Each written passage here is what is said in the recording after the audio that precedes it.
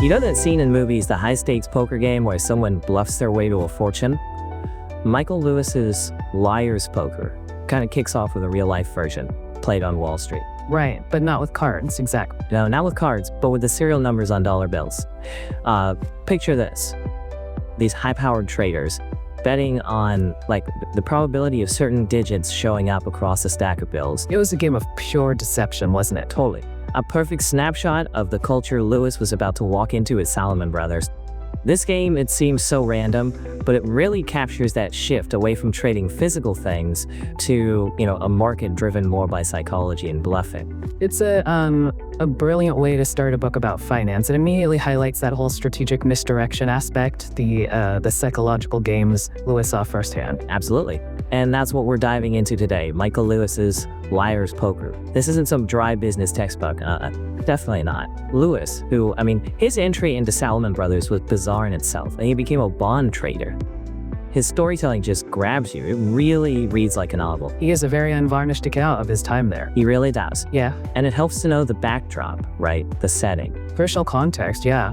The book's mostly set in the 1980s at Salomon Brothers. This was a time when big economic decisions by the government really shook up the security markets, making bonds incredibly profitable. And there was this structural shift happening too, away from partnerships where people risked their own money. Towards big corporations using shareholder capital. Exactly, which, arguably created a bit of a moral hazard. More risk-taking, maybe less personal consequence. It's a key point about how the structure of a firm shapes behavior. And it wasn't all smooth sailing for Salomon either. The book touches on the start of their decline around 86 under John Goodfriend. Right, it captures a powerhouse in flux. When I first read about that Liar's Poker game and just the whole vibe, my first thought was, this is just silly. Yeah. Almost pointless. Well, from the outside, perhaps. Yeah, exactly. That's the outsider perspective looking into this, super intense, closed world of Wall Street. And certainly not value investing as we'd understand it. The focus was very much short-term trading, outsmarting the other guy, like the game showed. Totally. Which is why I think for anyone even thinking about a Wall Street career, they should read this book. Mandatory reading, honestly. It gives you such a raw feel for the culture. It can be a real eye-opener, maybe even, a warning about how your environment can really shape your values. Understanding the culture is just as important as the technical stuff, maybe more so sometimes. So, the big question. How did Salomon Brothers actually make all that money back then? It wasn't just playing games with dollar bills. No, their revenue really came from three main streams. First, there was pure brokerage. Okay, what did that involve? They basically acted as middlemen for huge bond deals. They'd bundle up massive amounts of bonds, execute the trades, and charge a fee. Not like my online broker fee, I imagine. No, we're talking enormous volume. So even a tiny fee, like maybe 1/8% on a huge transaction, well, it added up to serious money. Right, volume was key. Moving mountains of bonds, taking a small slice each time. What was number two? Second was something Lewis called off-screen brokerage. Off-screen? Yeah, meaning not on the public exchanges. They'd connect two specific parties who wanted to trade. Say, IBM wants to sell a big block of bonds, and an insurance company wants to buy. Salomon would connect them privately. So they use their network and knowledge. Exactly. Knowing who held what and who wanted what, they'd make the introduction, facilitate the deal, and take a commission. Sounds a bit like relying on, privileged information. What were the ethics like back then? The landscape was different. Less formal regulation than today. It wasn't necessarily illegal insider trading as we define it now, but yeah, it relied heavily on those relationships and information advantages Salomon had. Okay, high-level matchmaking. And the third way? Sounds like the riskiest one. Definitely the most dynamic, yeah. That was their trading division. Here, Salomon was trading for its own account, using its own capital, and also for clients. So, placing bets? Essentially, yes. Betting on where interest rates and bond prices were headed, the basic relationship. Interest rates go up, bond prices tend to fall, and vice versa. Right, inverse relationship. So their traders were constantly analyzing, forecasting, and taking big positions based on those predictions, trying to profit from the market swings. So not just helping others trade, but actively playing the market themselves? Precisely. So to boil down, the two core ways were, 1, facilitating trades for others, the brokerage side, and 2, taking their own market positions, the trading side. Both were massive back then. Now, Lewis also paints this really vivid picture of the Salomon training program. It doesn't sound like a nurturing environment. That's putting it mildly. The culture, as he describes it, was, well, crude. The frat house comparison. Exactly. He mentions the executives coming in to talk to trainees and just swearing constantly. It was very much sink or swim, a lot of bravado. He talks about some memorable characters too. The human piranha. Sounds charming. Intense is probably the word. Apparently, this guy enjoyed making trainees squirm, using profanity, public humiliation. Then there was another one, Sam Groyd, who preached this idea of total immersion. You had to live, eat, breathe finance 24/7. Did these talks actually teach them anything practical? Lewis suggests, not really. It often seemed more about the speakers bragging than giving useful advice.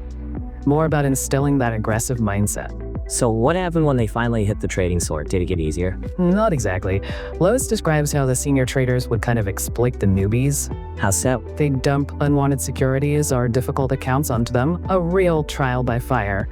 And the stats show that the attrition rate was incredibly high. Like how high? He mentions maybe half or even only a third of the trainees sticking around after the first year. Wow. A pressure cooker.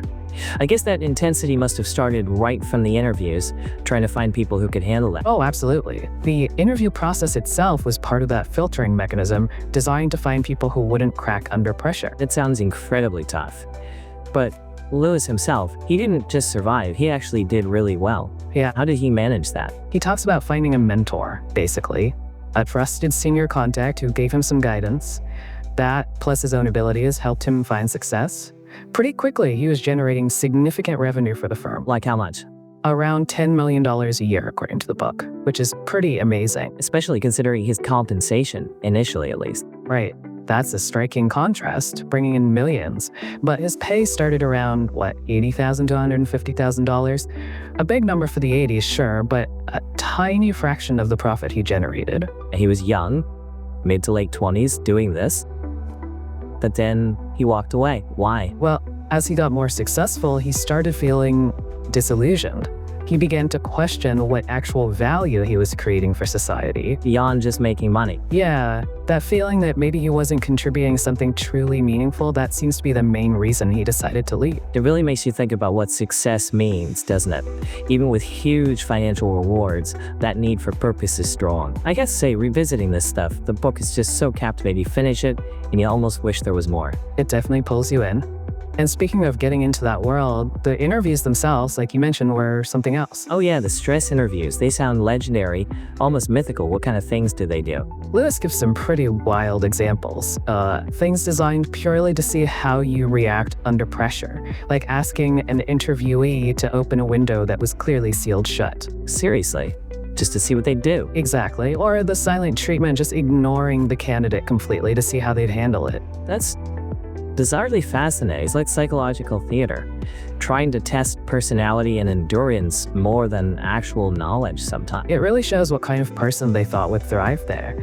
And related to that, there was that classic interview question, why trading? Right. The unwritten rule being, you absolutely cannot say it's for the money. Never. Even though, let's be honest, that was probably a huge motivator for many people. I remember prepping for trading interviews myself. You felt that conflict. Oh yeah. Knowing the money was a big part of the appeal, but knowing you couldn't say that.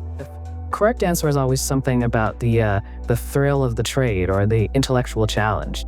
Say what they expect to hear. It ties right back into that whole theme of liar's poker, doesn't it? The bluffing, the facade, presenting a certain image, which naturally brings us to compensation and value. Yeah, Lewis raises that point about a top trader making, say, $20 million plus for Salomon, but getting paid maybe $90,000, then $175,000. What is something like that worth? It's thorny. The firm provides the capital, the platform takes the ultimate risk. But the trader has this specific skill, the relationships, the intuition maybe. Exactly, that individual talent is valuable and hard to replace. My first instinct is pay should relate to replaceability. If their skills are super rare, they command more. But were the skills Lewis describes always about deep financial knowledge? Or more about bluffing, connections, reading people? That's a fair question. It makes me wonder about the societal value created. Is just moving money around, arbitraging tiny differences, actually adding anything? Or is it just friction, maybe even a drag on the real economy? Well, within that Wall Street bubble, money often becomes the main way of keeping score. It's a proxy for worth, for success that goes beyond just, paying the bills. Like points in a game. Kind of, yeah. I remember my own experience starting salary around 42K, potential for maybe 160K with bonuses within 6 months. It's a huge jump. Massive, but almost instantly, you wanted more. Because you saw what others were making, the environment just pushed that. That constant comparison. Absolutely, and it breeds ego too. You almost had to develop a big ego to survive, or you just get steamrolled. Okay, let's just pause for a second here. If you're finding this deep dive into Liar's Poker interesting, do take a moment to like and subscribe. It really helps us continue bringing these kinds of discussions to you. So now let's think about Lewis's own reflections on the book years later. Why does it still resonate so much? It is fascinating. Even Lewis seems surprised by its staying power. Finance has changed massively since the 80s, but somehow the book still feels relevant for understanding Wall Street. One big change points to is that shift we mentioned earlier from partnerships risking their own money to corporations using shareholder money. Which naturally increased the appetite for risk. Exactly. And technology too, the speed of change there. He uses that analogy way, like immigrant families, where kids pick up the language faster. Yeah, a really insightful analogy. Rapid tech changes destabilize the old guard. Younger people often understood the new tools, the new markets better. That started in the 80s and just accelerated. Great way to frame it. Now, Lewis also mentioned the book's moral weakness. What did he mean by that? His intention, he said, was just to tell the story, describe what happened without hitting the reader over the head with a moral judgment. Be descriptive, not prescriptive. But that backfires sometimes. In a way, because he didn't explicitly condemn everything, some readers, apparently even some students, read it and got more interested in finance. It sounded exciting. Huh, the opposite effect. Made the lifestyle seem appealing despite the potential downsides. Maybe. But his main takeaway, he stresses, is about the power of incentives on Wall Street. People will act in their self-interest, driven by the incentives, even if it causes wider problems, and they might not even realize the harm. It's a powerful point about systems shaping behavior. And now Lewis himself is doing podcasts. Yeah, he finds it uses different storytelling muscles than writing. The sound, the timing. He says it even helps his writing. Interesting. Let's rewind a bit, though, to Lewis's own background. How did an art history major end up at Salomon Brothers? It's almost unbelievable. He had zero interest, zero knowledge of Wall Street initially, but at Princeton, everyone was interviewing for finance jobs, so he kind of just went along with it. That Lehman Brothers interview story is hilarious. Wait, he basically admits he knew nothing, just crammed some buzzwords from a friend minutes before.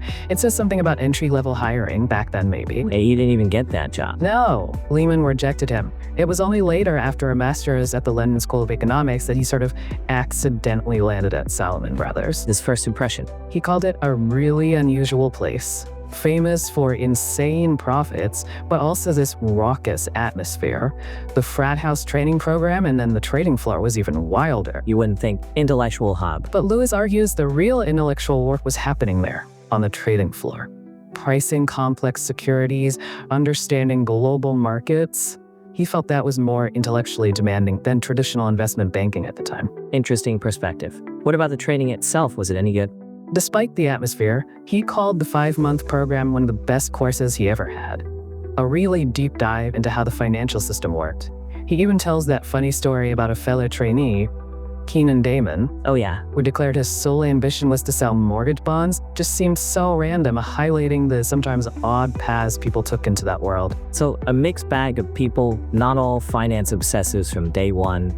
Even while he was there, Lewis wanted to be a writer. That was his plan, yeah. Wall Street was meant to fund his writing career, and importantly, he kept notes, kept records of things. Planning ahead. Seems like it. He specifically mentions taking detailed notes during the 87 crash on the trading floor, knowing then he'd write about it. And he caused a stir even before leaving, right? With that article. Oh yeah. While still at Salomon in London, he wrote an op-ed for the Wall Street Journal criticizing banker pay. He was apparently surprised it caused such a negative reaction inside the firm. You'd think that would be career suicide right there. Could have been.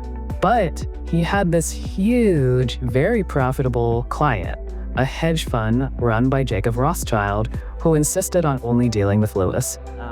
Unfireable customer. Exactly. made him too valuable to fire, despite the trouble he caused. They reach some kind of compromise, the details aren't specified here. What a strange position. Now, moving forward, Lewis has explored this idea of expertise a lot, especially in his podcast. It's a theme that clearly fascinates him, going way back to his Salomon days. He was always kind of baffled by how easily people accept others as experts. Including himself. Yeah, investors would take his advice seriously, just because he worked at Salomon, even if he felt he didn't really know what he was talking about sometimes. It's the power of the institution's reputation. So his writing often focuses on finding the real experts. Exactly. People with genuine, maybe overlooked knowledge.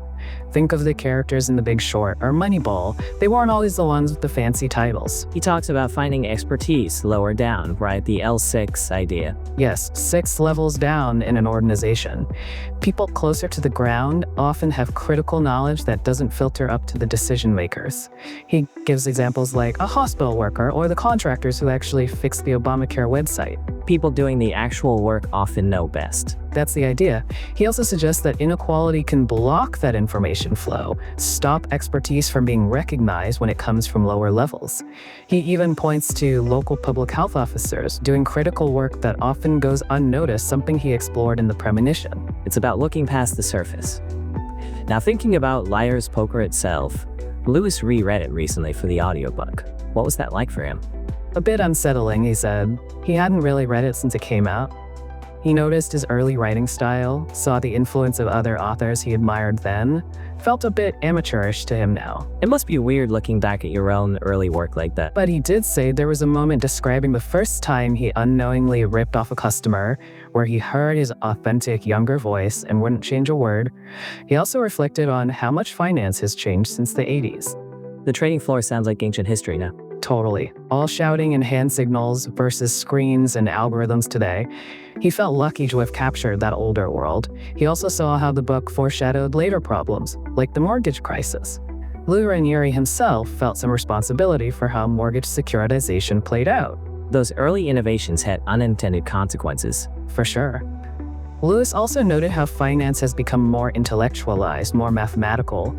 He compared it to MIT physics grads going into finance or even sports analytics now. And he talked about the contradictions in Salomon's management back then. How so? John Gutfreund encouraged this cutthroat internal competition dog-eat-dog, but then also demanded absolute loyalty to the firm. Kind of incompatible. Especially once it wasn't a partnership anymore. Why be loyal if your personal fortune wasn't directly tied to the firm's and you could make more elsewhere? That misalignment caused problems, led to talent leaving. Makes sense. And since Salomon was all about bonds, debt is a huge theme, how did Lewis see the debt situation then versus now? He acknowledges that the dire predictions about government and consumer debt back in the 80s didn't immediately cause a collapse, apart from, the 2008 crisis, which was certainly related. But he's still concerned. Fundamentally, yes. He feels that constantly living beyond our means isn't sustainable long-term. There's still a sense that a shoe might drop eventually. He also joked about how his books often seem to come out just before big increases in American debt. An uncanny talent. So, wrapping this all up, what advice might Lewis give a college grad today thinking about Wall Street? Probably first, really question why you want to do it.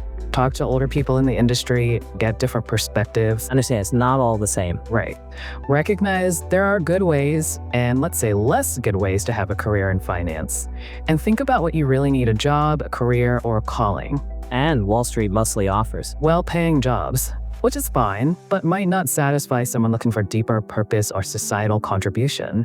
Know what you're getting into. That's really solid advice. Look beyond the money. Absolutely. Understand yourself and your values before jumping into that kind of intense world. So as we finish this deep dive on Liar's Poker, the key things that stand out are Lewis's incredible snapshot of that 80s Wall Street culture, the business itself, but also how relevant his observations about incentives, expertise, and ethics still feel today, even though the industry looks so different on the surface. It really leaves us with a question for everyone listening, doesn't it?